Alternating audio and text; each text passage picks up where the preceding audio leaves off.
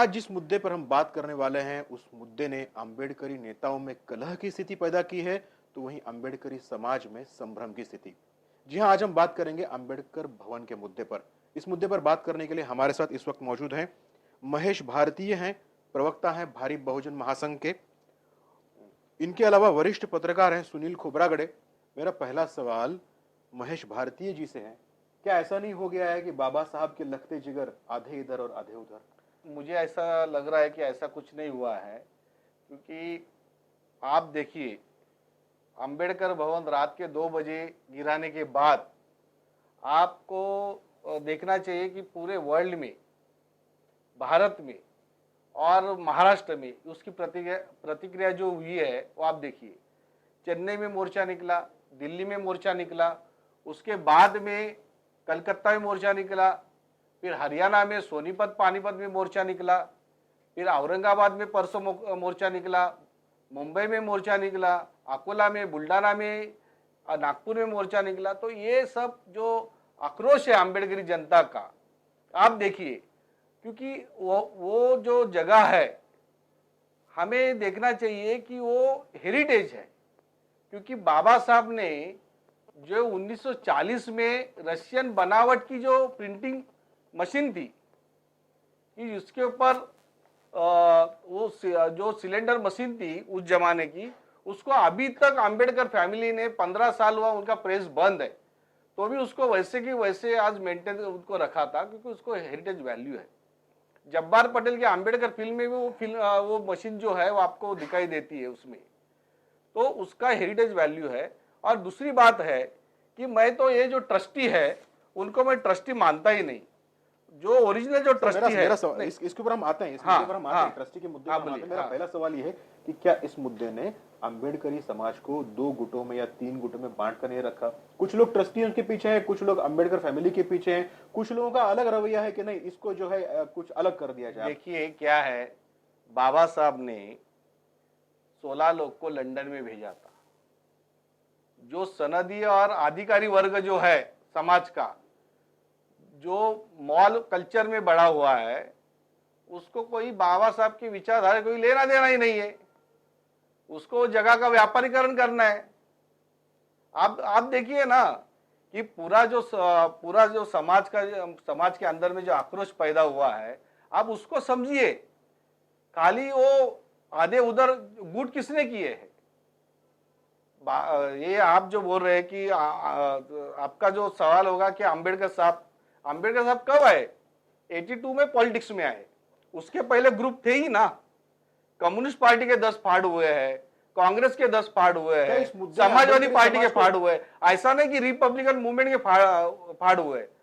अभी जो आप उसको जो, मैं रिपब्लिकन मूवमेंट की बात नहीं कर रहा हूं, मैं हाँ, इस भवन को गिराए जाने के बाद अम्बेडकरी समाज में जो है गुट पैदा हुए हैं कि भाई कोई कहते हैं कि नहीं बाबा साहब अम्बेडकर बराबर हैं, या आनंदराज अम्बेडकर बराबर हैं, या फिर कोई कहते हैं कि नहीं ट्रस्टीज बराबर। इस पर इनकी एक राय लेते हैं। वरिष्ठ पत्रकार हमारे साथ में सुनील खोबरागड़े जी, आप क्या कहते हैं?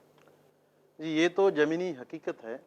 एक पत्रकार होने के नाते हमें जो समाज से फीडबैक मिलता है, वो फीडबैक के आधार पर मैं ये तो कहूँगा कि इस मुद्दे पर अम्बेडकरी अनुयायियों में एक 2 या 3 गुट बन गए हैं। इसमें से एक गुट जो है, उनको लगता है कि ये बाबा साहब की प्रॉपर्टी है, बाबा साहब की प्रॉपर्टी बाबा साहब के वारिसों को मिलना चाहिए, उनको हेयर्स को मिलना चाहिए। दूसरा जो गुट है वो तटस्थता से देख रहा है कि ये जो भी हो रहा है, ये जो गिराया गया, जो भी कुछ किया गया, वो तो अच्छा नहीं हुआ है, लेकिन जो हुआ है सो हुआ है। ये मुद्दे को ऐसे ही प्रलंबित न रखते हुए इस पर कुछ हल निकाला जाए। इसमें फिर से अंबेडकर भवन बनाया जाए। वो कौन बनाता है, ट्रस्टी बनाता है, गवर्नमेंट बनाता है या समाज बनाता है, इससे हमें कोई लेना देना नहीं, लेकिन अंबेडकर भवन बनना चाहिए, ये मानने वाला एक ग्रुप है। तीसरा जो ग्रुप है, जो ग्रुप एक पॉलिटिकली मोटिवेटेड कहा जा सकता है, जिनको लगता है कि इस मुद्दे पर जो लोग आंदोलन कर रहे हैं वो लोग सिर्फ एक भारी बहुजन महासंघ को मानने वाले ग्रुप है, इसलिए तटस्थता से बैठा हुआ जो ताक रहा है, इसको देख रहा है। ऐसे बाकी जो आरपीआई के ग्रुप्स जो है, जिसमें बहुजन समाज पार्टी के लोग हैं, जिसमें काफ़ी सारे सोशल संगठन हैं, और काफी सारे जो पॉलिटिकल ग्रुप है वो पॉलिटिकल ग्रुप इस आंदोलन में, इस प्रतिक्रिया में शामिल नहीं है, ऐसा मेरा मानना है, ऐसा ऑब्जर्वेशन है मेरा। देखिए ये एक कॉमन फिनोमेना ऐसा है कि लोगों के विचार जो है वो एक राय में नहीं है। कुछ लोग बाबा साहब को मानने वाले जो भी लोग हैं वो या तो प्रकाश अंबेडकर, आनंदराज अंबेडकर के पीछे हैं या फिर ट्रस्टीज के पीछे हैं। आप इस बात को नकार नहीं सकते। नहीं, आप ट्रस्टी के पीछे कौन है, इनका क्या है, देखिए इन्होंने इनके जो ट्रस्टीज है, जो बोगस ट्रस्टीज है, उत्तम राव बोदवड़े ये डीसीपी था, इसका डिपार्टमेंट इंक्वायरी है। एमएन कामरे बीएमसी में डेप्यूटी म्युनिसिपल कमिश्नर थे, उनके पास विजिलेंस डिपार्टमेंट था, उन्होंने जो बीएमसी में जो करप्ट ऑफिसर थे उनको बचाया है। और किसके ऊपर केस किया है, जो बांगुर नगर, गोवंडी और चेंबूर उस एरिया में जो दलित और मुस्लिम लोग जो है, जो पानी की लाइन से पानी लेते थे, उसके ऊपर पानी चुराने का 184 केसेस किया है, 184 केसेस उसके ऊपर है उनके कारकिर्द में। तो वो एमएन कामले बोदवड़े एक कौन से वर्ग का प्रतिनिधित्व करते। उसके बाद में विजय रंग पीछे उन्होंने जो सिद्धार्थ बैंक पुणे में थी, उसकी 4 ब्रांचेस थी, वो उसमें 35 करोड़ रुपीस डिपॉजिट थी। उसके बाद में उसका पूरा टर्न जो साल का था वो 45 करोड़ था। और वो जब उसमें जनरल मैनेजर आया 2010 में, 2012 में उसने तब तक 18 करोड़ रुपए, नहीं सुनिए नहीं ऐसे लोग नहीं आप सुनिए, ऐसे लोग ट्रस्टी लिए, मैं आपको यही बता रहा हूं, ये ओरिजिनल ट्रस्टी नहीं है। चैरिटी कमिश्नर पे जो ट्रस्टी है मैं उनका एक लिस्ट बताता हूं, लेकिन इन्होंने जो ट्रस्टी लिए उनका क्या क्या हिस्ट्री है तो लोगों को पता चलना चाहिए ना। इनका जो है सुनिएगा, ये लोग ट्रस्ट पे आए कैसे? क्या पहले लोग ट्रस्ट पे नहीं थे, फिर अब बाद में आए कैसे ये लोग? ये ट्रस्ट में क्या हुआ कि इनके साथ जो एडवोकेट श्रीकांत गवारे है, जो चैरिटी कमिश्नर रिकॉर्ड पे है, उन्होंने क्या किया कि ये जो पुराने ट्रस्टीज है, जो 6 लोग पूरे ट्रस्ट में, पीपल इंप्रूवमेंट ट्रस्ट में खाली 7 लोगों को ट्रस्ट में रहने का अधिकार है। ये 7 ही लोग जिंदा है, एक ट्रस्टी इनके साथ में है, एक ही श्रीकांत गवारे, बाकी 6 लोग इनके खिलाफ है। उसमें प्राध्यापक आसवारे है, प्राध्यापक धाकतोड़े है जो सिद्धार्थ कॉलेज के प्रिंसिपल थे, वसंतराव धावरे है, शंकरराव गायकवाड़ है।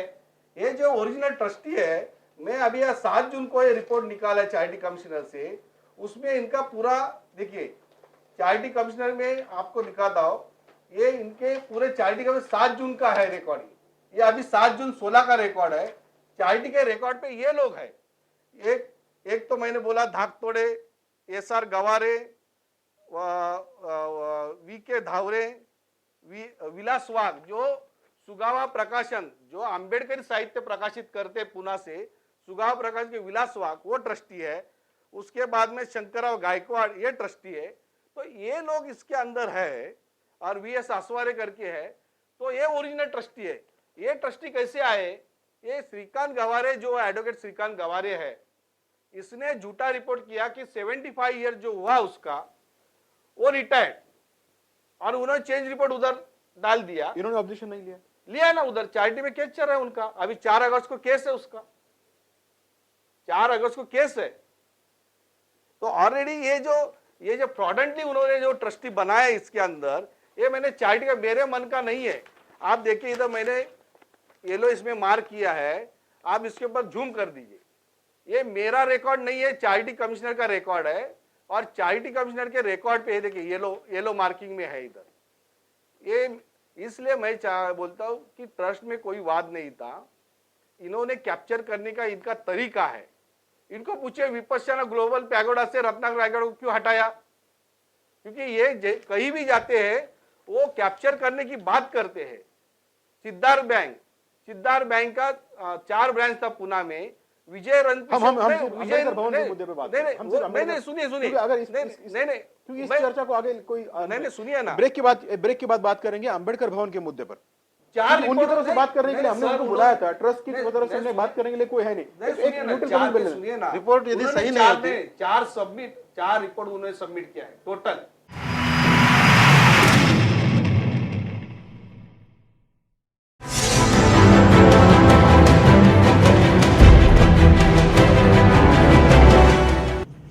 बाद आपका स्वागत है। जैसे कि ब्रेक पर जाने से पहले महेश भारतीय जी कह रहे थे कि जो ट्रस्ट है ये लीगल है ही नहीं, बाद में कुछ लोगों के नाम इसके अंदर लगाए गए। कानून क्या कहता है, नियम क्या कहते हैं, बात करते हैं इस मुद्दे पर। सुनील जी बताइए, कानून क्या कहता है, इस पर नियम क्या है? मैं किसी पर व्यक्तिगत टीका टिप्पणी नहीं करना चाहूँगा। कानूनन चैरिटी एक्ट जो है, चैरिटी एक्ट के तहत जो भी बाड़ी विद्यमान है, विद्यमान बाड़ी यदि ठहराव लेती है कि हम ये हमारे घटना के मुताबिक, हमारे रूल्स ऑफ जो रूल्स है, रूल्स के मुताबिक ये व्यक्ति, ये ट्रस्टी जो है ये रिटायर हो रहा है, ये 75 उसको पूरे हो गए या जो भी है रिटायर हो रहा है, या इसको हम रिटायर कर रहे हैं, इनको निकाल रहे हैं और दूसरे को इंडक्ट कर रहे हैं, उसका नाम लिया जा रहा है ट्रस्ट में, ये ट्रस्टी करके ली जा रहा है।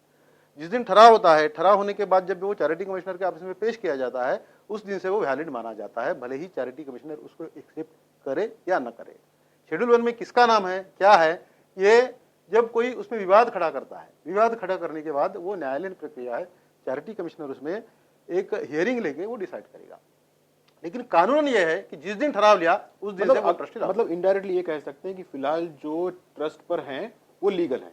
वो तो लीगल है। नहीं, क्या है मालूम है, उसके ऊपर अभी देखिए शेड्यूल 1 अभी 7 जून तक का मैंने आपको दिया रिकॉर्ड, 7 जून तक का रिकॉर्ड है। और ये सब लोग जो है ये फ्रॉडेंटली उधर है, वो गवारे जो उनके साथ में गया है, जिसने अभी आज उसका भाई को मैंने फोन किया, सगा भाई है उसका, वो बोलता अभी तक मुझे खुद नहीं फोन आया है। क्या उसके खुद के सोसाइटी में, दलितों की सोसाइटी है, प्रगति कोऑपरेटिव हाउसिंग सोसाइटी, उसमें रीडेवलपमेंट में उसने ओरिजिनल 12 लोगों को फ्लैट नहीं दिया है। ऐसे सब फ्रॉड लोग हैं, उसने फ्रॉड रिपोर्ट नहीं उधर दिया है। उसको उन्होंने, जो ओरिजिनल ट्रस्टी है, उन्होंने चैलेंज किया है कि ये झूठ है सब। और ये सब जो है ये करने वाला जो एडवोकेट श्रीकांत गवारे है, वो फ्रॉडेंटली उन्होंने रिपोर्ट सबमिट किया है। और चैरिटी कमिश्नर का कहना है कि इसको आप चैलेंज करो, उन्होंने ट्रस्ट ने चैलेंज किया है। बाकी जो है कि उसको क्या चैरिटी कमिश्नर माने या न माने, वो उसको हियरिंग चलेगी, वो आगे की प्रक्रिया है।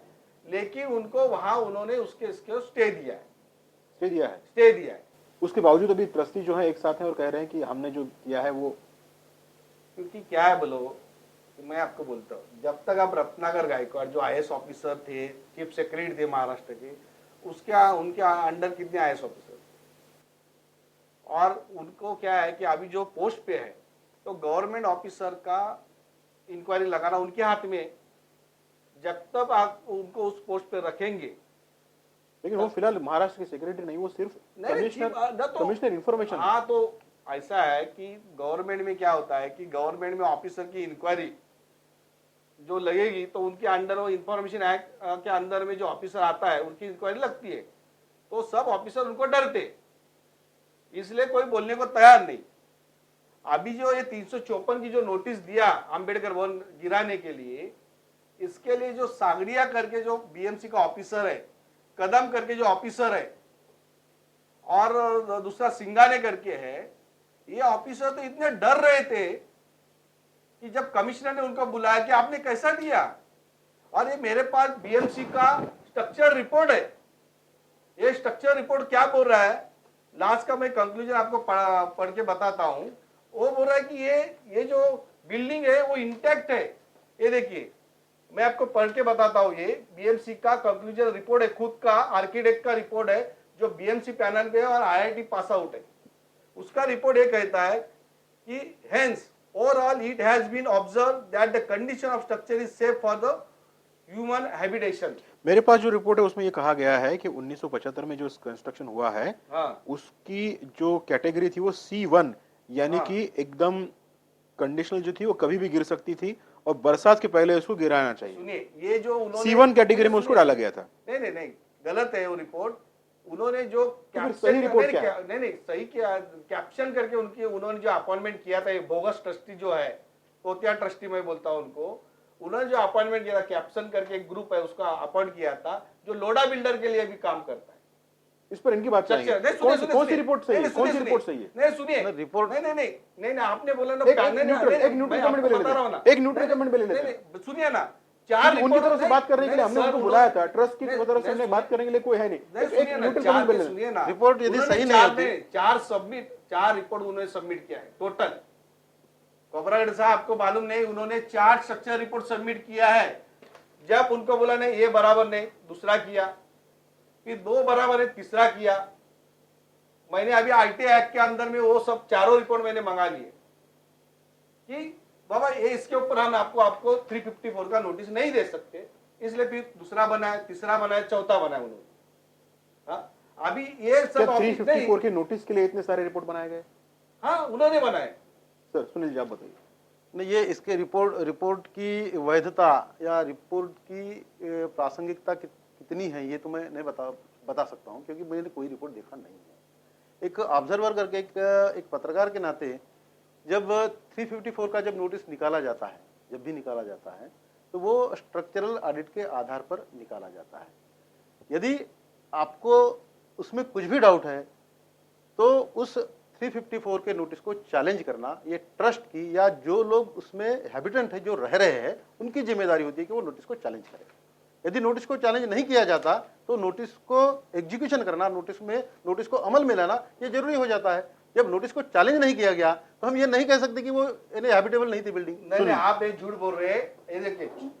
ये देखिए 22 तारीख का रिपोर्ट है बीएमसी का, ये मेरा नहीं खुद का, उसको चैलेंज किया, इस नोटिस को चैलेंज किया था, 354 के नोटिस को चैलेंज किया था। और इसमें खाली क्या उन्होंने बोला है कि ये जो उसका जो पिलर है वो टी शेप का है और उसके ऊपर पानी की टंकी नहीं है, इसलिए आप उसको रिपेयर कर सकते हैं। और रिपेयर करने के लिए उन्होंने 3-4 महीने का टाइम दिया स्ट्रक्चर रिपोर्ट में।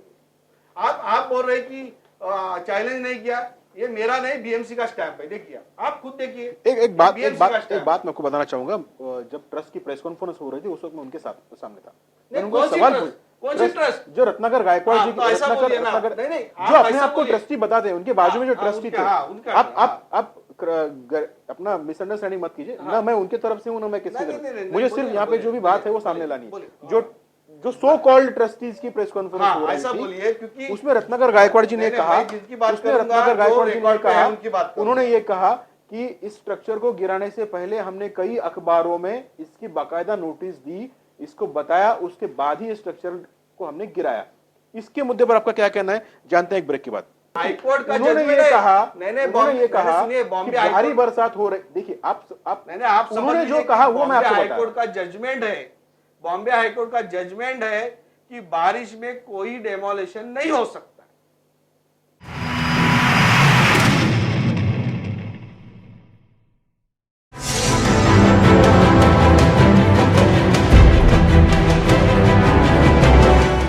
रत्नाकर गायकवाड़ जी ने पत्रकार परिषद में यह कहा था कि बिल्डिंग को गिराने से पहले कई अखबारों में बाकायदा इसकी नोटिस दी गई थी। क्या इस नोटिस पर आपकी तरफ से कोई ऑब्जेक्शन लिया गया था? पहली बात सर ऐसा है कि जो मैंने आपको बताया कि चैरिटी के रिकॉर्ड के ऊपर जो ट्रस्टी है उनको अधिकार है। ये भोगस ट्रस्टी है। अभी वो खुद को बोल रहे कि मैं सल्लागार हूं, और खुद सब चैनल पे आके बोल रहे कि महीने गिराया। रात के 2 बजे गिरा। रात के 2 बजे आप सुनिए कि पूरी जब मुंबई सोती है तब 2 बजे जाके चोरी से गिराने का कारण क्या था? और आपने पेपर में ऐड दिया, उसको हम कैसे माने? आप कौन है कौन? समाज के मालिक है आप। चीफ सेक्रेटरी थे, ऑफिसर बन गए, सीईओ बन गए, चीफ इंफॉर्मेशन ऑफिसर है महाराष्ट्र के, कि आप क्या समाज के मालिक हो गए? अरे आपके पिताजी को, यशवंतराव चिंतामन गायकवाड़ को, जो 16 लोग लंदन में बाबा साहब ने भेजे थे उसमें से वो एक थे। और बाबा साहब ने 1940 में जब वो प्रेस वहां शिफ्ट किया उस जगह पे, तब बाबा साहब जब मजूर मंत्री बने, मजूर 1942 में जब बने, तब वहां से 18 महार बटालियन का इंक्रूमेंट सेंटर था वो। रत्नाकर गायकवाड़ जी को उसको हाथ लगाने के पहला सोचना चाहिए था कि एक वो मूवमेंट का सेंटर था। वहां कॉमरेड डांगे आते थे, जब बाबा साहब लेबर लीडर थे तो कॉमरेड निमकर आते थे, जो मुंबई के मेयर थे कॉमरेड मिरजकर, नीमकर, ये सब लोग वहां आते थे। अशोक मेहता समाजवादी लीडर, वो लोग वहां आते थे, बाबा साहब से बात करते थे, लेबर इश्यूज पे बात होती थी। और इतना ही नहीं, बाबा साहब ने जब जो 18 महार बटालियन जो जब दूसरा महायुद्ध हुआ, तब हम लोग डेमोक्रेसी के साइड में, लोकशाही को मजबूत करने के साइड में बाबा साहब खड़े रहे, इसलिए कांग्रेस वाले विरोध में गए थे। और बाबा साहब ने जब 18 महार बटालियन खड़ी की, एक बटालियन आपको मालूम नहीं 2000 की एक बटालियन थी, और उस बटालियन का रिक्रूटमेंट सेंटर वो था। आप उसका, हम लोगों को समझना चाहिए कि उस जगह की हेरिटेज बाबा साहब के वहां पाव लगे। और रत्नाकर रायगढ़ होता नहीं नहीं 75 के, अरे आपको क्या हिस्ट्री मालूम है? आपके पिताजी जब लंदन में भेजे गए, बाद में समाज के लिए क्या काम में आए? खाली राजाभाऊ खोबरागड़े, जेजुरी का डॉक्टर मना वानखड़े, जो 16 लोग गए थे, उसमें से 3 लोग समाज के लिए काम किया, बाकी लोग कहाँ गए? बाबा साहब ने बोला था, मुझे पढ़े लिखे लोगों ने धोखा दिया। आज ये हो रहा है, हकीकत में हो रहा है। क्या पढ़े लिखे लोग समाज को धोखा दे रहे हैं? हाँ, पढ़े लिखे लोग समाज को धोखा दे रहे हैं। मैं इस बात को नहीं मानता। ये जो बात जो है पढ़े लिखे लोगों ने धोखा दिया, ये गलत बात है। बाबा साहब की आज मूवमेंट जहां पर भी जिंदा हुई है, जिंदा है, चाहे वो भारत में रहे या भारत के बाहर भी, कनाडा में, यूएसए में या कोई भी देश में रहे दुनिया के, वहां पर जो भी मूवमेंट जिंदा रखने के लिए काम कर रहे हैं वो पढ़े लिखे लोग कर रहे हैं। उसमें से कुछ लोग जो है उन्होंने अपना कर्तव्य निर्वाहन नहीं किया, इसका मतलब यह कतई नहीं होता कि बाबा साहब को पढ़े लिखे लोगों ने धोखा दिया। उस मुद्दे पर मैं दोबारा आऊंगा जो मैंने इनको सवाल पूछा था कि क्या बिल्डिंग को गिराने से पहले जो नोटिस दी गई थी उसकी कोई लीगल वैलिडेशन है? जब कोई भी न्यूज़पेपर में या अखबार में जब नोटिस दी जाती है तो उसका लीगल वैलिडेशन होने के सिवा तो नहीं दी जाती, ऐसा मेरा मानना है। मतलब उनको नोटिस देने का अधिकार था? नोटिस ट्रस्ट ने नहीं दिया है, जहां तक मेरी जानकारी है। ये नोटिस 354 का नोटिस जो है वो बीएमसी ने दिया है, और बीएमसी ने नोटिस ये कह रहे हैं कि हमने नहीं, इस नहीं, नोटिस को नहीं, दिया आप- था आप- अखबार में। नहीं, आप जो देखिए, आपके अखबार में जो नोटिस दिया है, मैंने मेरे अखबार में नोटिस नहीं दिया है, वो एडवर्टीजमेंट है, वो एडवर्टीजमेंट है। नोटिस का दिस इज एडवर्टाइजमेंट। इसको ये बोल रहे हैं कि नोटिस बोल, हाँ, ये एडवर्टीजमेंट है। हाँ, तो एडवर्टाइजमेंट है ना, ये नोटिस इसको नहीं ये है। नोटिस बोल रहे हैं हाँ, लोग। तो नोटिस जो दी जाती है नोटिस जो है वो लोक सत्ता में दी गई थी।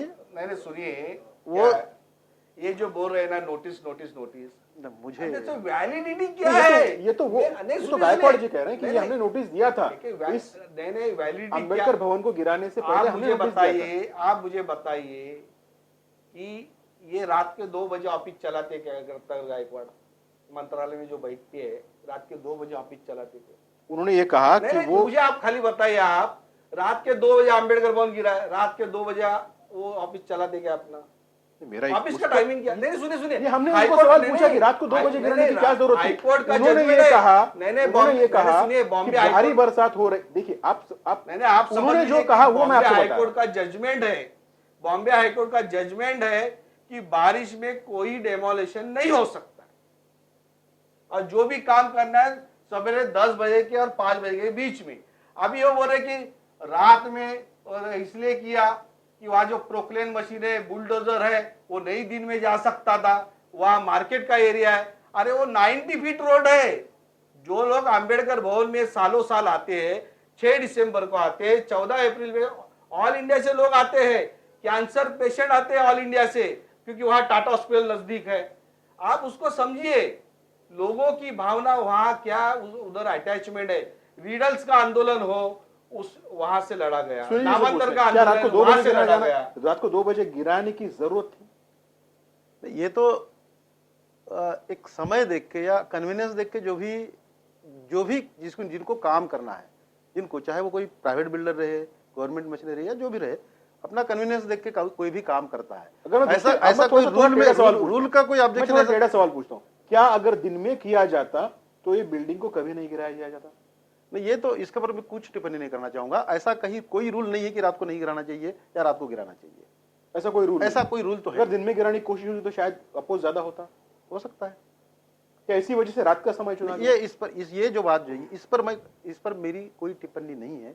मेरी देखिए, पहली बात ये है कि इन्होंने जो रात में जो किया कांड, अभी हमने पुलिस डायरी में जो ऑफिसर थे उनका नाम हमने मांगा है आरटीआई एक्ट के अंदर, जो पुलिस ऑफिसर थे।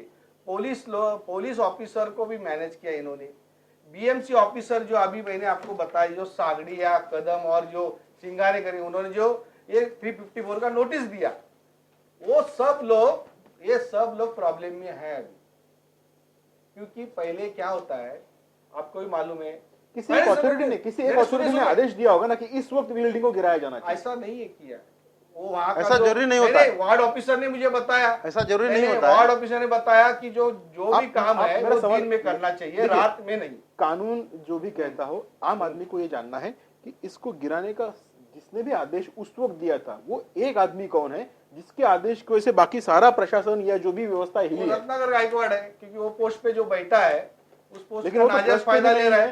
ट्रस्ट पे भी नहीं है, उन्होंने खुद भी कहा कि मैं सिर्फ सलाहकार हूँ। सलाहकार वो पोस्ट ही नहीं ट्रस्ट के अंदर में, तो भी वो खुद को सलाहकार बोल रहा है। इन्होंने ये भी सवाल हमने उनको पूछा था। हाँ, तो उन्होंने कहा था कि जरूरी नहीं है, वो स्टैट्यूटरी पोस्ट नहीं है, इसलिए इसको इस सलाहकार की पोस्ट पे मैं रह सकता हूँ। ऐसा है ना, वो क्या हर दिनों उन्होंने 4-5 ट्रस्ट निकाले, वो ट्रस्ट का क्या हुआ जरा उनको पूछिए, वो ट्रस्ट का क्या हुआ पूछिए। अभी उसका भी सब डिटेल हम लोग निकाल रहे। इस बारे में और चर्चा करते हैं मगर एक ब्रेक के बाद। तो ये फ्रॉड लेटर छापने के लिए कितना बड़ा मोर्चा निकालना नहीं, चाहिए? देखिए, जब आपने पता नहीं करके मैंने सुनिए ना, जब ऑब्जेक्शन नहीं, नहीं तो 9 साल कोई झूठ है ना। ऑब्जेक्शन नहीं लेता है। अरे झूठ है। 9 साल तक कोई अरे ऑब्जेक्शन सुनिए, नहीं लेता है। नहीं और लिया, जब उनको ऑब्जेक्शन 9 लिया। साल तक ऑब्जेक्शन मैंने नहीं लेता ऑब्जेक्शन है। अरे लिया है। इसको बैन करना चाहिए।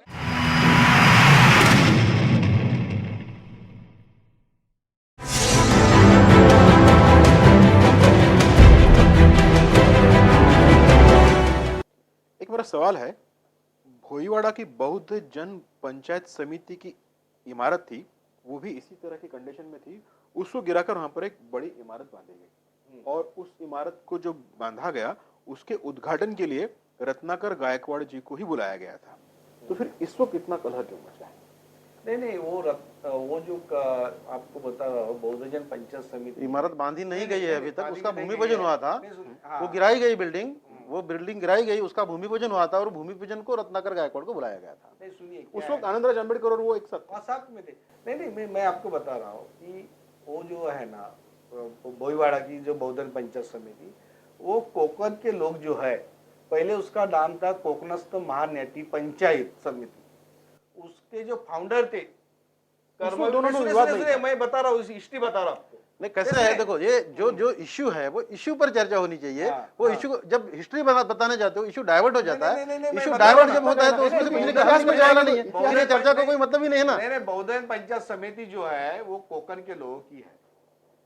वो इश्यू कैसा है, लिमिटेड क्या आए थे या नहीं आए थे? सवाल पूछता, क्या इस वजह से उस वक्त अपोज नहीं हुआ क्योंकि उसकी जो पूरी मिल्कियत थी या जो कब्जा था बौद्ध जन पंचायत की भोईवाड़ा में जो वो आनंदराज अंबेडकर जी के पास ही थी, इसलिए उस पर कलह नहीं हुआ? नहीं, आनंदराव अंबेडकर क्या है, ट्रस्ट और अंबेडकर जी के अंदर जो विवाद है उसकी वजह से इसमें इतना प्रॉब्लम? सुनिए, नहीं, आपको देखिए, दो चीज आप मिक्स कर रहे हैं। वो बौद्धन पंचायत समिति जो है उसके लिए जैसी पार्लियामेंट है, विधानसभा है, जैसे उसमें से जब मेंबर चुन के आते थे वैसी उनकी शाखाएं है। आज 280 शाखा है बौद्धन पंचायत समिति की। उसके जो मेंबर है वो अपना रिप्रेजेंटेटिव चुनते हैं और रिप्रेजेंटेटिव वो अपना प्रेसिडेंट, वाइस प्रेसिडेंट और सभापति और स्पीकर चुनता है।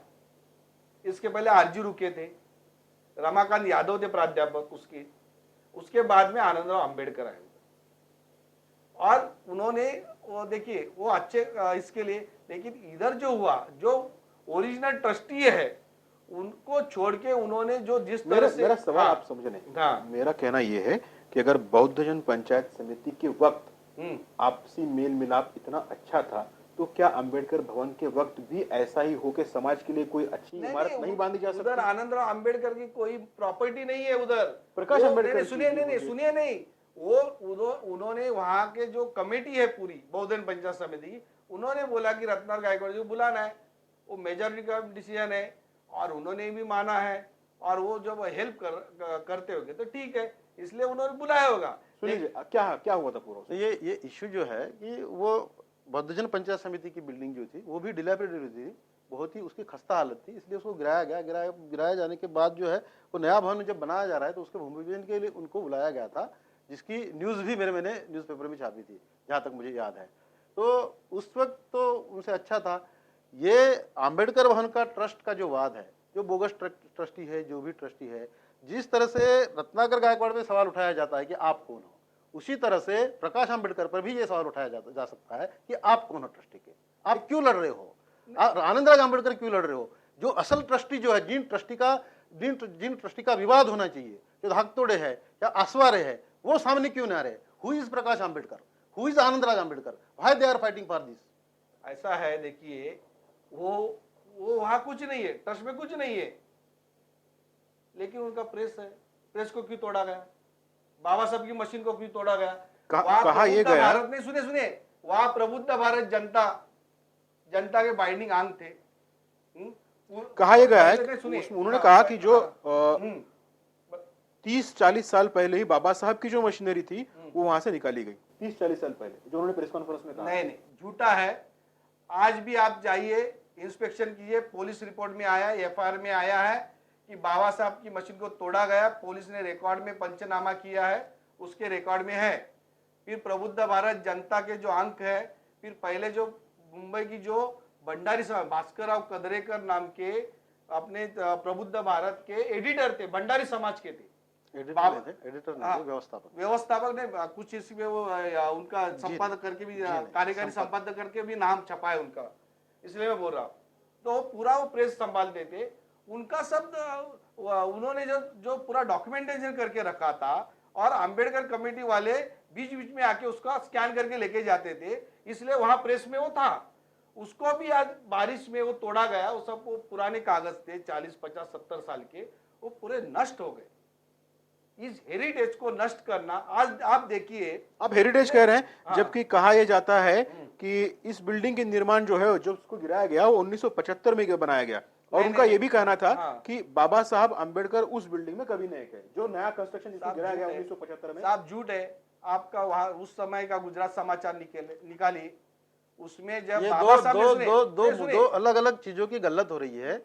ये जो ट्रस्ट की जगह पर जो 1940 में बाबा साहब ने बुद्धभूषण प्रिंटिंग प्रेस जो शिफ्ट किया था, उसके लिए वो हर महीने 50 रुपये उसका भाड़ा भरते थे। 1960 तक वो भाड़ा भरा गया है।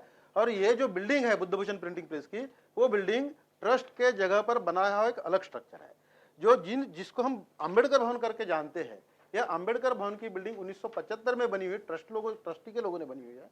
ये बिल्डिंग जो बनाई गई, वो बिल्डिंग एक स्कूल की बिल्डिंग करके बनाई गई है, और आज जिनका इस्तेमाल सभा सम्मेलनों के लिए, कुछ कार्यक्रमों के लिए जो किया जाता रहा है अभी तक, वो एक पार्किंग स्लॉट करके उसका जो परमिशन है, वो पार्किंग स्लॉट है।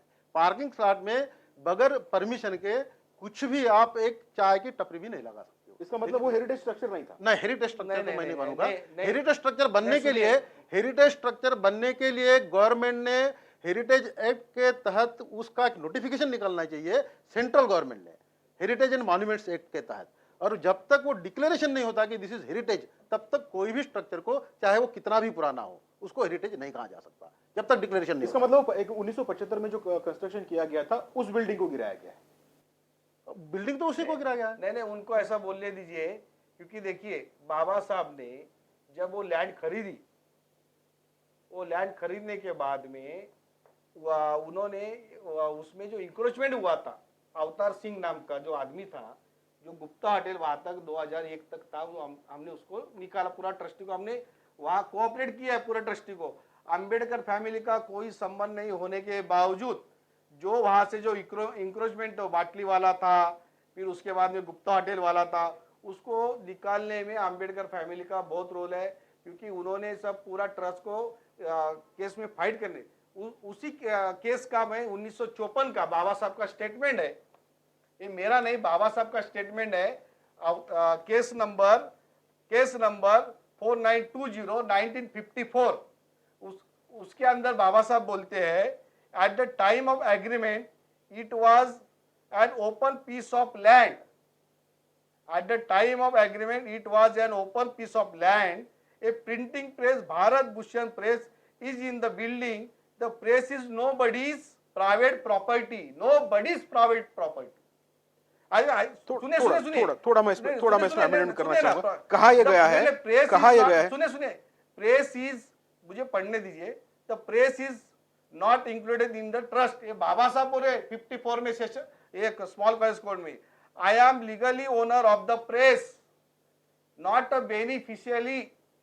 अब ये मेरे पास उसका दूसरा वर्जन भी है। हाँ, बोलिए। हाँ। बाबा साहब ने ये खत अपने बेटे यशवंतराव जी को लिखा था। उन्होंने कहा था कि ये प्रेस न तो मेरी है ना तुम्हारी है, ये पब्लिक प्रॉपर्टी है। हाँ। और इसका जो है कोई हमको उत्पन्न नहीं लेना है, क्योंकि ये समाज की है।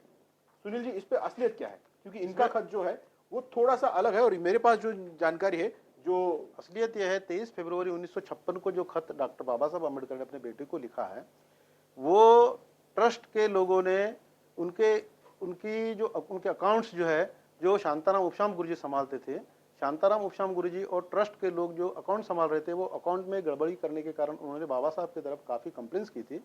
वो कंप्लेन के आधार पर बाबा साहब ने वो उनको एक नोटिस दिया था, this is inform to you. इस शब्दों से वो खत की शुरुआत होती है। इसका मतलब वो फॉर्मल खत नहीं है, इट इज नोटिस। और बाद में वो लिखते हैं I will prosecute you, I will prosecute you, उसका एंड अपने बेटे को, अपने बेटे को। This press is not yours not mine, ये भी वर्ड उसमें है। तो इसका मतलब ये साफ है कि बाबा साहब की जो मशीनरी थी, प्रेस की जो मशीनरी थी, वो बाबा साहब की थी। प्रेस की मशीनरी, प्रेस की जगह थी, वो ट्रस्ट की थी। इसका मतलब तो ये साफ है। और ना ही ये खत के आधार पर या किसी के आधार पर जो भी हो, वहां पर यदि हेरिटेज मशीनरी है, हेरिटेज कुछ चीजें है, तो उसका प्रिजर्वेशन करना, उसको हेरिटेज करके डिक्लेयर होना चाहिए, इसकी डिमांड करना, ये वो हेरिटेज चीजों को संभालने वाले शख्सियत का काम है, ना कि समाज का काम है। ऐसा आज तक ये कहीं करस्पॉन्डेंस हुआ है क्या कि ये हेरिटेज वैल्यू की चीजें है, ये प्रेस जो है वो इतनी पुरानी है, बाबा साहब ने इसको इस्तेमाल किया है, तो इसको हेरिटेज करके डिक्लेयर किया जाए, इसको प्रिजर्व किया जाए, गवर्नमेंट ने हमको हेल्प करना चाहिए या गवर्नमेंट ने हमको डिक्लेयर करना चाहिए। ऐसा कुछ हुआ है क्या? देखिए, मुझे अभी जवाब देने दो। ये जो खंड है गवर्नमेंट की तरफ से पब्लिश किया था, ये हरिनर के नाम के एडिटर थे इसके। वो बामसेप के वामन मेश्राम के साथ में घूमते थे, लंदन, अमेरिका, कनाडा, उन्होंने बामसेप के पैसे हरिनर को घुमाया था। क्या सुनिए, ये खत जो है, ये गवर्नमेंट पब्लिशन के पहले 1961 में शंकरराव खरात ने डॉक्टर बाबा साहब अम्बेडकराची पत्रे नाम के जो मराठी में अनुवादित करके जो खंड प्रकाशित किए हैं, 1961 में पहली बार प्रकाशित हुआ है, जब भैया साहब अम्बेडकर जिंदा थे। नहीं, भैया साहब अम्बेडकर तब जिंदा थे। नहीं, उस वक्त वो पब्लिश हुआ 1961 ये सब झूठ है। क्या इसका मतलब ये हो, सुनिए, क्या इसका मतलब ये है कि बाबा साहब ने, मुझे बोलने दीजिए ना, उसका मैं प्रूफ ही दे रहा हूँ ना। आप आगे जाएंगे तो मैं क्या प्रूफ दूंगा आपको, बताइए। हाँ, ये जो वॉल्यूम है, ये जो 21वां खंड जो छापा है, वो क्या है कि ये भाऊराव गायकवाड़, दादा साहब गायकवाड़ और बाबा साहब के बीच का कॉरेस्पॉन्डेंस है। उसमें भैया साहब का लेटर क्यों डालने की जरूरत थी? क्योंकि जो फ्रॉड है वो उस एडिटर को भी मालूम है, हरिनर के को, लेकिन वो बामसेप के साथ में था। मैं अभी इसमें एडिटर में पढ़ के बताता हूँ कि the present volume contains the correspondence of doctor Baba Saheb Ambedkar, colonel Bhaurao Gaikwad, Bhaurao Dada Saheb Gaekwad. फिर उसके बाद में उन्होंने लिखा है कि ये उनके बीच का ये कॉरेस्पॉन्डेंस है, ये बाबा साहब अम्बेडकर और दादा साहब गायकवाड़ का बीच में। तो इसमें भैया साहब का लेटर क्यों आया? पहली बात ये वॉल्यूम के पहले भी काफी सारी ऐसी किताबें हैं जिस किताबों में इस खत का जिक्र हुआ है, जिसमें धनंजय कीर ने लिखा हुआ जो बाबा साहब का चरित्र है, उसमें भी इस खत का जिक्र है। उसके पहले भी शंकरराव खरात ने जो पब्लिश किया है, उसमें भी उसका जिक्र है। सेम इसका बाबा साहब अम्बेडकर की जीवनी जो है, ये खंड पब्लिश होने के पहले जो है वो पब्लिश हुआ अम्बेडकराचा सहवासात, उसमें भी इस खत का जिक्र हुआ है। समाज की प्रॉपर्टी, ये समाज की प्रॉपर्टी, समाज की प्रॉपर्टी, इसका मतलब ट्रस्ट की प्रॉपर्टी, ट्रस्ट की प्रॉपर्टी। इसके भी पहले का मैं आपको उदाहरण देता हूँ। 1949 में डॉक्टर बाबा साहब अम्बेडकर ने कमलकांत चित्रे को जो खत लिखा है, कमलकांत चित्रे को जो खत लिखा है, उस खत में उन्होंने ये रेफरेंस दिया है कि यशवंतराव अम्बेडकर को मैंने 30,000 रुपये कैश दिया है और उनको एक घर दिया है जिसकी आज की कीमत 80,000 रुपये, 80,000 रुपये है। उनको मैंने खार के महार कॉलोनी में एक इंडिपेंडेंट एक घर खरीद के दिया है। इसके सिवा इससे ज्यादा कौन बाप किसके लिए कर सकता है? उन्होंने अपनी जिम्मेदारी खुद संभालनी चाहिए, ऐसा उन्होंने स्पष्ट शब्दों में लिखा है, जिसका जिक्र हम शंकरराव खरात ने किया है अपने किताब में। मेरा सवाल, अभी आप सुनिए ना, ये जो मेरा सवाल लेटर के इशू पे है ना, देखो ये महाराष्ट्र गवर्नमेंट ने जो छापा है उनका मुझे जो कल जवाब मिला है मुझे मेरा सवाल आपसे पहले सुनिए। नहीं, मेरा सवाल ये है, ये ओरिजिनल लेटर मेरा नहीं सवाल है। ये है कि नहीं, जो नहीं, अभी सुनिए, नहीं, नहीं, जो सुनिए ना, अभी नहीं, नहीं, रत्नाकर सुनिए, गायकवाड़ नहीं, जी जो क्लेम कर रहे हैं सुनिए ना, कि इस ये लेटर फ्रॉड है, गवर्नमेंट ने लिखा है, आप सुन नहीं रहे मेरा। ये लेटर फ्रॉड है, ये जो आप बता रहे हैं, अरे गवर्नमेंट ने लिखा है ना, ये फ्रॉड है करके, हम अच्छे गलती ये हुआ। इससे पहले अरे ये कौन बोलने वाले, ये कौन बोलने वाले? इससे गवर्नमेंट ने जवाब दिया, आप क्यों नहीं बता रहे? पढ़ के क्यों नहीं बता रहे? हम इसमें पढ़ के बताएंगे, इसको बताओ स्कैन ना करके भी बताएंगे। क्या ये लेटर जो है पूरी तरह से फ्रॉड है? फ्रॉड है, पूरी तरह फ्रॉड है। जेरॉक्स कॉपी है, उनके पास जेरॉक्स कॉपी है। क्या लिखा है इस मैं लेटर बता रहा हूं में? ना मैं बताता हूं। कि हरी नरके ने क्यों छापा है। हरी नरके बामसेप का एजेंट था।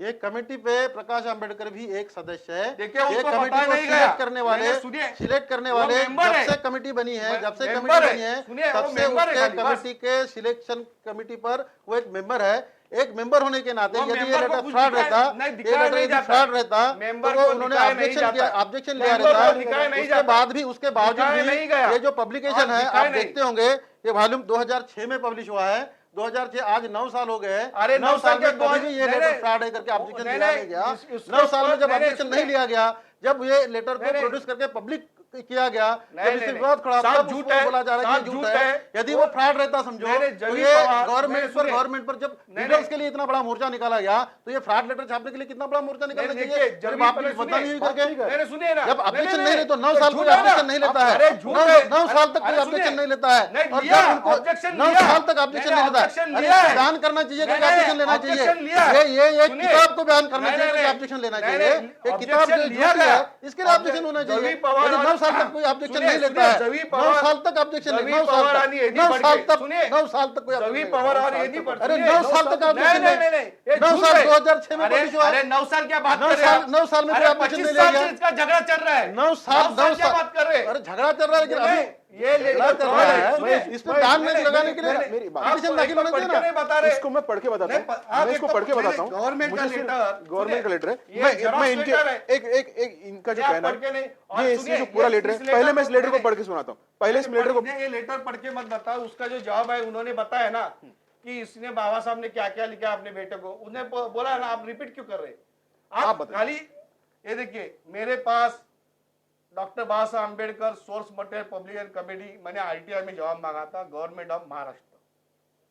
उन्होंने मुझे लिखा है, आपका माहिती अधिकार अधिनियम 2005 माहिती मिळण्याबाबत आपला अर्ज दिनांक 30/6/2016 वरील विषय अनुसरून आपणास कळविण्यात येते की आपण मागणी केलेल्या पत्राची आमच्याकडे कॉपी झेरॉक्स प्रत आहे। लक्षात घ्या, झेरॉक्स प्रत आहे, ओरिजिनल नाही, स्कॅन केलेली नाही। मूळ पत्र आमच्या रेकॉर्डला नाही, मूळ पत्र आमच्या रेकॉर्डला नाही। दुसरी गोष्ट, खंड क्रमांक 21 doctor Babasaheb Ambedkar writing and speeches correspondence या खंडाच्या तत्कालीन 2006 संपादकांनी आपण नमूद केलेल्या पत्र क्रमांक 236 पान क्रमांक 434 या पत्राच्या सत्यतेबद्दल शहानिशा केली की नाही याबद्दल आमच्या कार्य रेकॉर्ड उपलब्ध नाही। इनके पास कोई रिकॉर्ड ही उपलब्ध नहीं है। हाँ, इनके पास कोई रिकॉर्ड ही उपलब्ध नहीं है। हाँ, सुनील जी, ये तो सरकार कह रही है कि इनके पास कोई रिकॉर्ड ही उपलब्ध नहीं है। अगर इस खत को अगर माना जाए, जितनी जगह पे आपने कहा कि इतनी जगह पे खत अब तक लिखाया जा चुका है, बाबा साहब ने अपने बेटे को ये खत लिखा है, जबकि महाराष्ट्र सरकार ये कहती है कि 2006 में जो खंड छापा गया था, उस खत की सत्यता को लेकर हमारे पास कोई प्रमाण ही नहीं है। नहीं, सत्य देखो, अहो, यांनी कोई भी बाबासाहेबांच्या जो भी होता घराण्याला है, सोडलं नाही, कोई भी यांनी जो भी होता बाबासाहेबांच्या घराण्याला है, सोडलं जो भी नाही। होता है, जो ये पब्लिकेशन कमेटी है, पब्लिकेशन कमेटी आज तक मैं भी प्रशासन में रहा हूं, मैं भी मंत्रालय में नौकरी कर चुका हूं। ये जो काम हो रहा है, इस काम से काफी अच्छी तरह वाकिफ हूं। गवर्नमेंट जो भी कोई काम करती है उसका ओरिजिनल रिकॉर्ड जो है, ओरिजिनल रिकॉर्ड पहले देखा जाता है, उसकी जेरॉक्स ली जाती है, जेरॉक्स लेके काम किया जाता है। उसके बाद जिसके भी पास वो प्रिजर्वेशन है, जिसके पास ओरिजिनल कॉपी है, उसको वापस दे दी जाती है। मतलब अभी वापस आप दे दी जाती सुनिए, है। ये अब जो उसको बोल उसको रहे हैं, सत्यता है या नहीं है, सुनिए, उसका ये- रिकॉर्ड है या नहीं है, सुनिए, वो ये जो- उनका ये है निजी मामला। क्योंकि जब ये नहीं, नहीं। पब्लिकेशन हुआ है, ऐसा कैसा पब्लिकेशन निजी की मामला? परमिशन दी नहीं, है, ऐसा कैसा निजी पब्लिकेशन मामला? की परमिशन दी है, भाई जी, तो भाई जी, माना ही भाई जी, जाएगा कि ये बाबा साहब महेश आपने- जी, नहीं, एक ब्रेक के बाद वापस करते हैं, एक ब्रेक के बाद बात करते हैं, एक ब्रेक के बाद। इतिहास को तोड़ा आपने। महेश जी इतिहास एक को मिनट तोड़ा। बोलने दीजिए आप। इन्होंने नहीं एक तोड़ा। बोलने नहीं, दीजिए। इन्होंने नहीं तोड़ा। ये जो बात है ना, इससे तोड़ा। कंक्लूजन कुछ नहीं निकलेगा। आप चिल्लाने से कंक्लूजन कुछ नहीं निकलेगा।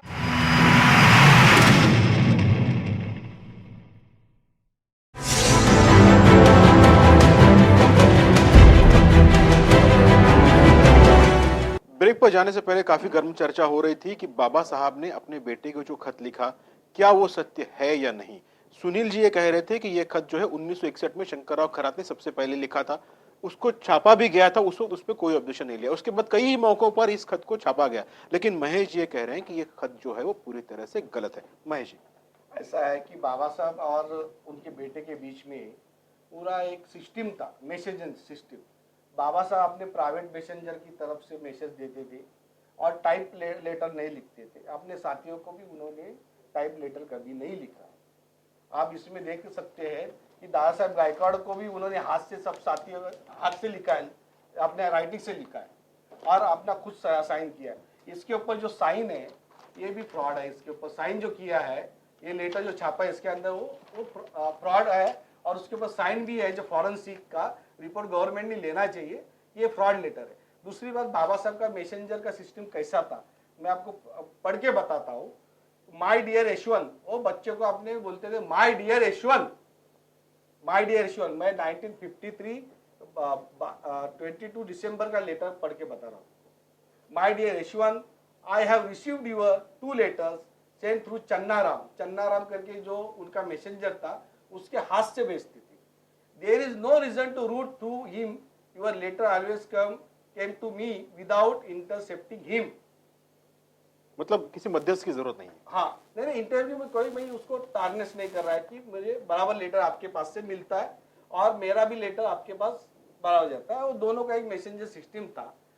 अभी क्या हुआ है मालूम है कि जिनको अपना अपना गुट चलाने का है वो बाबा साहब के फैमिली, बाबा साहब उसको भी नहीं छोड़ रहे।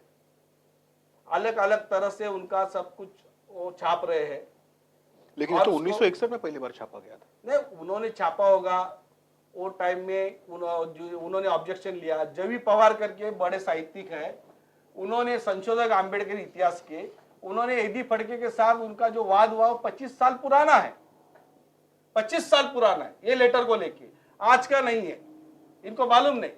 61 में जो छापा है बोलते हैं, उसके बाद में उन्होंने लगातार उन्होंने ऑब्जेक्शन लिया है। एक प्रोग्राम में जब एक बड़े नागपुर के दलित लीडर है, खुद को हिस्टोरियन भी मानते, उन्होंने भी इसका जिक्र किया था। तब जवी पवार ने एक साहित्य सम्मेलन में बोला था उनको कि लेटर ये फ्रॉड है और उसका कोई प्रूफ नहीं, वैलिडिटी नहीं। कोई बाबा साहब किसी को, अपने साथियों को, अपने बच्चों को हाथ से लेटर। सुनील जी,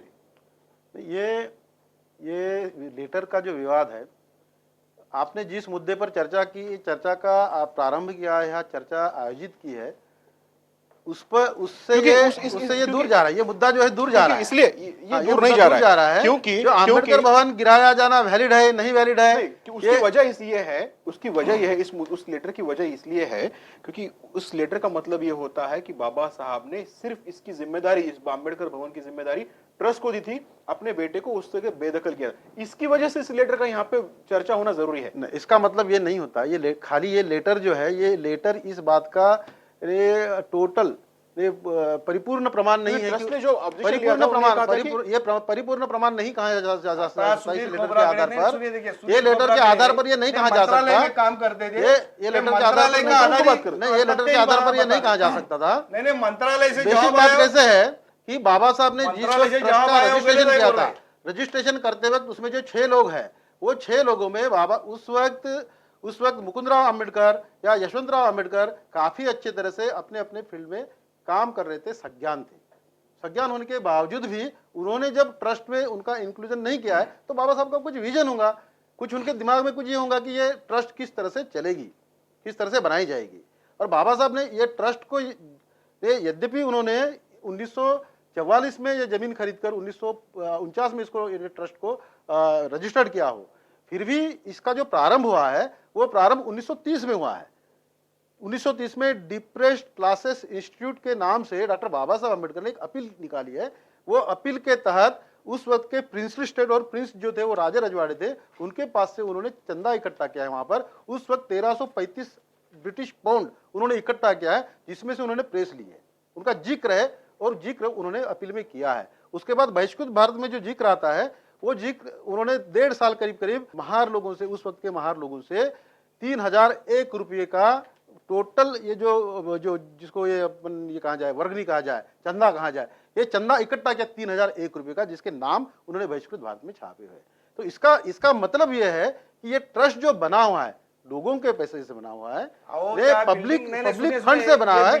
ये जानकारी बाबा साहब को होने की वजह से, ये जानकारी बाबा साहब को होने की वजह से उन्होंने अपने कोई भी फैमिली का मेंबर जो है 25 रुपए कोई अगर नहीं लिया, हाँ उसने लिया नहीं, अरे ये कारण हो सकता है। लेकिन इसका मतलब ये नहीं हो सकता कि भले ही उस वक्त अपने बेटे को या अपने फैमिली मेंबर को उन्होंने भले ही इस ट्रस्ट में न लिया हो, लेकिन इसका मतलब ये नहीं हो सकता कि अब इन्होंने कानून बनाया क्या आगे चलकर किसी अम्बेडकर फैमिली को किसी ट्रस्ट में नहीं लेने का। इसका मतलब नहीं निकाला जा सकता। इसका मतलब जो है इस तरह का मतलब निकालना जो है गलत है। अभी जो ट्रस्टी है इस तरह का मतलब निकाल रहे हैं, ये ट्रस्टी जो है फैमिली में इस तरह का मतलब ये ट्रस्ट निकाल रहे हैं। नहीं ट्रस्ट इस तरह का मतलब देखो बने, किस लिए बने? इसका मतलब ये कतई नहीं है कि उनके फैमिली में से आज किसी को भी नहीं लेना चाहिए। एग्जैक्टली ये टोटल गलत बात है। ये इस बात को जो है ना लोगों ने नकारना चाहिए, ये लोगों को नकारना चाहिए कि बाबा साहब ने उस वक्त नहीं लिया, इसका मतलब आज भी किसी को नहीं लेना चाहिए, ऐसा कोई मतलब उसका निकालता वो टोटली गलत है। क्योंकि आज जिस मुद्दे पर बहस हो रही है वो यही है, जिस बात को मैं कहना चाह रहा था वो यही है कि भले ही बाबा साहब ने उस वक्त नहीं दिया हो, इसका मतलब ये नहीं हो सकता कि प्रकाश अंबेडकर या आनंदराज अंबेडकर या अंबेडकर फैमिली से कोई और इस ट्रस्ट को लेकर समाज को प्रति काम नहीं। ओ साहब बिल्कुल नहीं हो सकता, ये नहीं हो सकता, उनको लेना चाहिए। सुनील जी आपको मालूम नहीं है, जब 75 में पीटी बोराड़े जो मुंबई के मेयर थे, वो ट्रस्ट के चेयरमैन थे, उन्होंने 6 लाख लोन लिया था, अंबेडकर फैमिली का कोई संबंध नहीं था, उसका जो पैसा बाकायदा जो बढ़ गया था state bank of India Dadar branch से, तो जब्ती आई थी उस प्रॉपर्टी के ऊपर 90 में, और हाँ प्रॉपर्टी पे उस पर अंबेडकर भवन पे, तो अंबेडकर फैमिली ने उसमें बीच में पढ़ के वो प्रॉपर्टी को बचाया है। क्या संबंध है? वो ट्रस्ट पे नहीं है। ये भी एक इतिहास बाबा साहब उधर, ये भी एक इतिहास है। इसको इतिहास है। ये बात जो है ये खाली कहने से नहीं चलेगी। यदि पेपर पे यदि है प्रूव होता है तो डेफिनेट उसका ये होना चाहिए, उसका ऋण जो है वो ऋण मानना चाहिए। इन्होंने इंटरवेंस किया है तो इसकी ये बात इस बहस को थोड़ा सा 90 में जो इस बहस को थोड़ा कंक्लूजन की तरफ लेके जाते हैं। इस बहस को महेश जी इस बहस को एक कंक्लूजन की तरफ ले जाते हैं। अब वहां पर क्या होना चाहिए, अब वहां पर क्या होना चाहिए, संक्षेप में बताइए। ना संक्षेप में मुझे तो ये लगता है एक पत्रकार के नाते, एक इस मूवमेंट का कार्यकर्ता होने के नाते मुझे ये लगता है कि अंबेडकर भवन बनना चाहिए, चाहे वो ट्रस्ट बनाती है या ट्रस्ट के बाहर के लोग बनाते हैं या समाज बनाता है। इससे हमें इससे तो मुझे तो आपसे पूछता हूँ, अंबेडकर भवन बनना चाहिए। हमारी भावना, जनमानस की भावना जो ये है, जनमानस की भावना जो ये है कि अंबेडकर भवन बनना चाहिए। देखो अभी क्या मतलब ये नहीं होता कि इतिहास में आपको बताता हूँ मैं, इतिहास को तोड़ा आपने, इतिहास को तोड़ा आपने। महेश जी एक मिनट बोलने दीजिए। इन्होंने नहीं तोड़ा, बोलने दीजिए। ये जो बात है ना, इससे कंक्लूजन कुछ नहीं निकलेगा। आप चिल्लाने से कंक्लूजन कुछ नहीं निकलेगा। इतिहास में जो भी आगे क्या होना चाहिए, जो भी देखो, जो भी स्ट्रक्चर होते हैं जब पुराने होते हैं गिराए जाते हैं। आज महाबोधि विहार जो देखते हैं, इतिहास में 3 बार उसको गिराया गया, 3 बार बनाया गया। आज हम जो महाबोधि विहार जो देखते हैं आज के रूप में, उनको आरसी बेगलर और कनिंघम ने बनाया है।